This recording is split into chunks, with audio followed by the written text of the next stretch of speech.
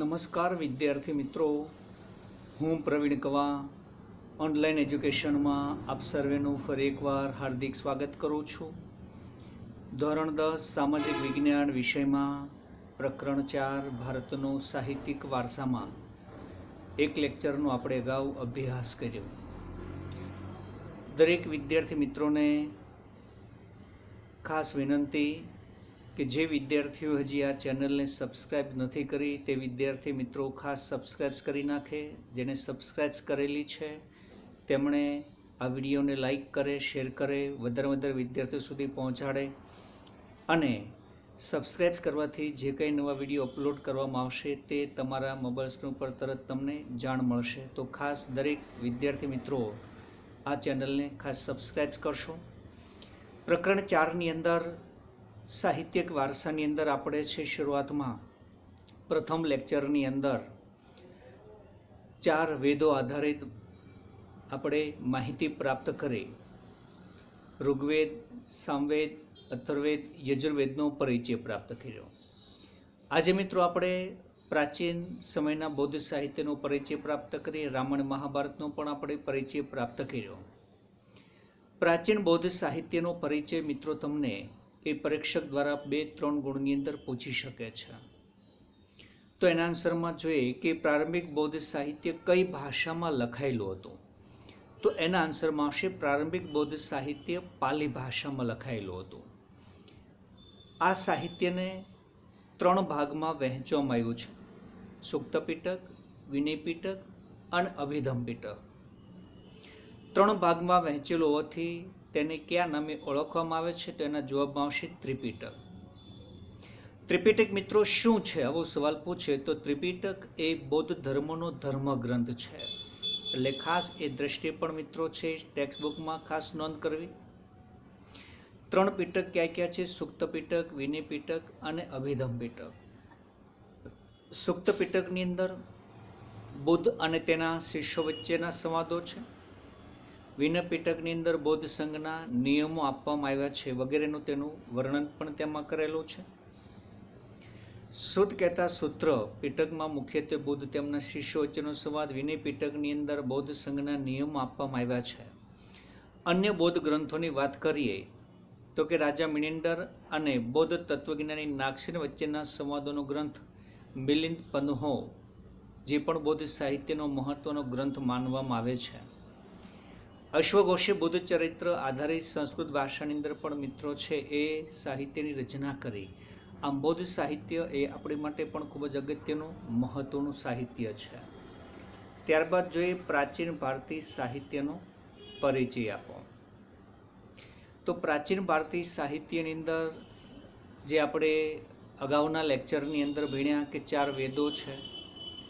હાલમાં મિત્રો બૌદ્ધ સાહિત્યનો પરિચય પ્રાપ્ત કર્યો, વેદાંગ સાહિત્યનો પરિચય પ્રાપ્ત કર્યો. એ દરેક સાથે મિત્રો ગુપ્ત યુગ પણ આવશે. આ દરેક બાબતોનો સમાવેશ આ સવાલની અંદર આપણે 3-4 માર્કના આન્સરમાં મિત્રો આપણે લખવાનો રહેશે. કે ઋગ્વેદ એ ભારતીય સાહિત્યનો અતિ પ્રાચીન વેદ માનવામાં આવે છે.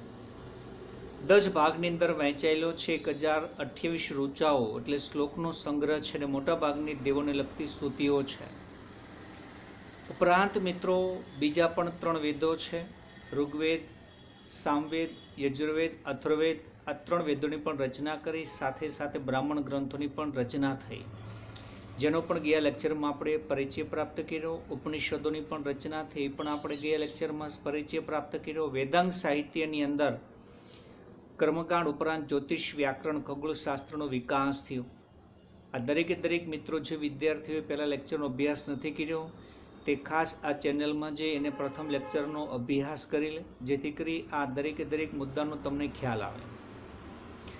મહાન વ્યાકરણ શાસ્ત્રી પાણિની વિશે મિત્રો 3 થી 4 અલગ ટૂંકા શોર્ટ સવાલ વગેરે સવાલો બની શકે છે. એટલે ખાસ નોંધ કરશો કે પાણિની મહાન સંસ્કૃતના વ્યાકરણ શાસ્ત્રી માનવામાં આવે છે.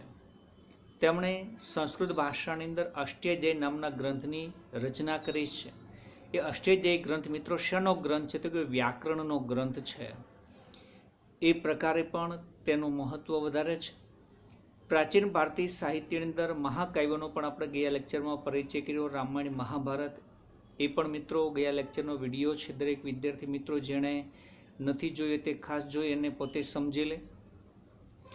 પ્રારંભિક બૌદ્ધ સાહિત્ય મિત્રો કઈ ભાષામાં રચાયેલું હતું? તો કે પ્રારંભિક બૌદ્ધ સાહિત્ય તમિલ ભાષાની અંદર પાલી ભાષામાં રચાયું હતું અને જેમાં ત્રિપિટક તરીકે ઓળખાતા 3 મિત્રો પીટક છે, સુત પીટક, વિનય પીટક, અભિધમ પીટકનો હમણાં જ મિત્રો આપણે પરિચય પ્રાપ્ત કર્યો. સાથે સાથે અન્ય બૌદ્ધ સાહિત્યમાં મિલિંદ પન્હો પણ એક મહત્વનો ગ્રંથ માનવામાં આવે છે.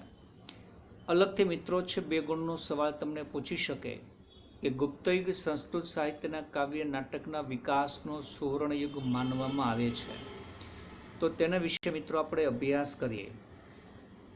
તો કે ગુપ્ત યુગની અંદર કવિ કાલિદાસ, ભવભૂતિ ભારવી, ભરતોરી, બાણભટ્ટ, માઘ જેવા મહાન સાહિત્યકારો થઈ ગયા, જેને યાદ રાખવા માટે 3 શબ્દના જોડકા બનાવી કવિ કાલિદાસ, ભવભૂતિ ભારવી, ભરતોરી, બાણભટ્ટ, માઘ. એ પછીના સમયમાં શંકરાચાર્ય ભાષ્યની પણ રચના કરી, જે મધ્યકાલીન સાહિત્યમાં આપણે અભ્યાસ કરશું. પ્રાચીન યુગ દરમિયાન દ્રવિડ કુળની 4 ભાષાઓ તમિલ, તેલુગુ, કન્નડ, મલયાલમ જે ભાષાઓનું પણ સાહિત્ય રચાય, જેમાં તમિલ સૌથી પ્રાચીન ભાષા તરીકે ઓળખવામાં આવે છે. ગુપ્ત યુગને સંસ્કૃત સાહિત્યનો પરિચય આપીએ. ગુપ્ત યુગને સંસ્કૃત સાહિત્યનો સુવર્ણ યુગ પણ મિત્રો કહેવામાં આવે છે. તો એ પ્રકારે અલગ અલગ યુગની અંદર અલગ અલગ મિત્રો છે સાહિત્યની વિશે મિત્રો છે વિસ્તૃત માહિતી આપણને પ્રાપ્ત થાય છે. અહીંયા પણ મિત્રો છે આપણને એ જુદી જુદી માહિતી પ્રાપ્ત થાય છે કે ગુપ્તયુગ સંસ્કૃત સાહિત્યના કાવ્ય નાટકનો સુવર્ણયુગ કહેવાય છે. વિધાન સમજાવો. જ્યારે આવો સવાલ તમને પરીક્ષક દ્વારા પૂછવામાં આવે તો એના જવાબની અંદર મિત્રો આપણે લખવાનું રહે કે મહાકવિ કાલિદાસ, ભવભૂતિ ભારવી, ભરતોરી, બાણભટ્ટ, માઘ જેવા મહાન સાહિત્યકારો થઈ ગયા. દરેકે પોતપોતાની આગવી શૈલીમાં પોતપોતાની રચનાઓ છે એ આ લખેલી છે. જેમાં સૌથી પહેલા આવશે મહાકવિ કાલિદાસ, જે વિશ્વ પ્રસિદ્ધ લેખક છે, જેમણે અભિજ્ઞાન, શાકુંતલમ, કુમાર સંભવ, રઘુવંશ, મેઘદૂત, ઋતુસંહાર વગેરે નામની મિત્રો બેનમૂન અદ્ભુત કૃતિઓની રચના કરી છે, જે આપણે બીજા પ્રકરણમાં પણ અભ્યાસ કરીને આવ્યા હતા નાટ્યકલામાં. અન્ય પ્રસિદ્ધ કૃતિઓમાં બાણભટ્ટ રચિત હર્ષચરિત, કાદંબરી રચિત હર્ષચરિત અને કાદંબરી, ભવભૂતિ રચિત ઉત્તરરામચરિત, ભારવી રચિત કિરાતાર્જુનીયમ, વિશાખા દત્ત રચિત મુદ્રા રાક્ષસ, શુદ્રક રચિત મૃચ્છકટિકમ, દંડી રચિત દશકુમાર પરિચરિત વગેરે મિત્રો છે અલગ અલગ રચનાઓ છે. દરેકે દરેકમાંથી મિત્રો જોડકાઓ ખાસ બનશે, એટલે જોડકા સ્વરૂપે પણ મિત્રો તમે ફેરબુકની અંદર ખાસ નોંધ કરશો. ગુપ્ત યુગના દરેકે દરેક મિત્રો છે એ નાટકો છે, રચનાઓ છે, એ શેના પર આધારિત છે? તો કે રાજકીય પ્રસંગો, પ્રણય પ્રસંગો, રૂપક, હાસ્ય પ્રસંગ, તત્વજ્ઞાન વગેરે તેના મુખ્ય વિષયો રહેવા પામ્યા છે. એવી જ મિત્રો વાત કરીએ ગુજરાતી ગદ્ય પદ્ય સાહિત્ય. ગદ્ય કહેતા જુદા જુદા મિત્રો છે એ પ્રકરણ આધારિત અને પદ્ય કહેતા કવિતા આધારિત, જેને આપણે તમે અભ્યાસ કરી રહ્યા છો અને કરશો પણ ખરા. પ્રાચીન સમયથી જ મિત્રો જૂની ગુજરાતી ભાષામાં પદ્ય સાહિત્યની રચના થઈ. અનેક મિત્રો એવા સાહિત્યકારોએ ભાષાનો વિકાસ માટે અનેક કૃતિની રચના કરી. કહેવાય છે કે મિત્રો પ્રાચીન સમયના જે સાહિત્યકારો હતા એ અક્ષર જ્ઞાન રહિત હતા, છતાં પણ અમૂલ્ય એવી મિત્રો આજે પણ તેની કૃતિઓ આપણે ભણી રહ્યા છે, જીવનમાં ઉતારી રહ્યા છે. એવા જ મિત્રો નરસિંહ મહેતા, જે મિત્રો નામ લેતા જ તરત આપણને છે એ ભક્તિથી તરબોળ એવો ચહેરો આપણી સામે નજરે તરે કે નરસિંહ મહેતાના ભક્તિ સાહિત્યથી ગુજરાતી ભાષામાં પદ્ય સાહિત્યનો બહોળા માત્રામાં પ્રારંભ થયો, વિકાસ થયો. જો મિત્રો યાદ રાખજો, અહીંયા પણ જોડકા બની શકે છે. મીરાબાઈ શેની રચના કરી? તો કે મીરાબાઈ પદોની રચના કરી. અખા દ્વારા? તો કે અખાના છપ્પા. પ્રેમાનંદ? તો પ્રેમાનંદના આખ્યાન. પ્રીતમ? તો પ્રીતમના પદ. અને દયારામની ગરબી. આ 4 જોડકા તરીકે લખજો. ઘણીવાર ભૂતકાળમાં પરીક્ષક દ્વારા જોડકા તરીકે એમસીક્યુમાં પૂછાયેલી છે. તો જે મધ્યયુગ પદ્ય સાહિત્યની રચના થઈ. અર્વાચીન એટલે આજના આધુનિક યુગમાં ઉમાશંકર જોશી, નાનાલાલ, સુંદરમ વગેરે પણ અનેક પદ્ય સાહિત્યને સમૃદ્ધ બનાવ્યું. અર્વાચીન સમયમાં અન્ય એવા નર્મદ, નવલરામ, કિશોરલાલ મશરૂવાલા, મહિપતરામ રૂપરામ, ગોરધનરામ ત્રિપાઠી, પન્નાલાલ પટેલ વગેરે સાહિત્યકાર પણ ગદ્ય સાહિત્યને સમૃદ્ધ બનાવ્યું. આમ પ્રાચીન સમય ગુજરાતી સાહિત્યના વારસાને ઉજાગર કરવામાં તમામ સાહિત્યકારોએ ખૂબ જ ઉમદા કાર્ય રહ્યું છે, જેથી આજે પણ મિત્રો આપણે તેને માણી રહ્યા છે, ભણી રહ્યા છે, જીવનમાં ઉતારી રહ્યા છે. તો આ પ્રકારે આજના લેક્ચરમાં આ સવાલો ખાસ મિત્રો 2 વાર વાંચવા અને જોયા વિના મિત્રો છે 2 વાર એકવાર ફેરબુકમાં એકવાર રફબુકમાં લખવા. નાના મોટા ટૂંકા સવાલો પણ લખવા અને ખાસ મૌલિકતાથી લખવાથી યાદશક્તિ પણ વધશે, તમારો આત્મવિશ્વાસ પણ વધશે.